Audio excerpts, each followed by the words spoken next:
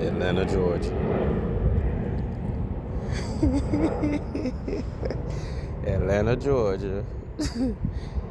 I'm at a undisclosed train station, and I'm sure many people be able to figure out. But fam, why we have IKEA fences at the train station, y'all? Why these motherfuckers pull apart?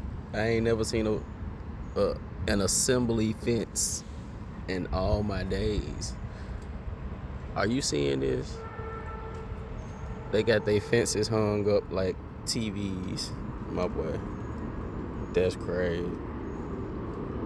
The material writes itself, man. You don't have to do anything.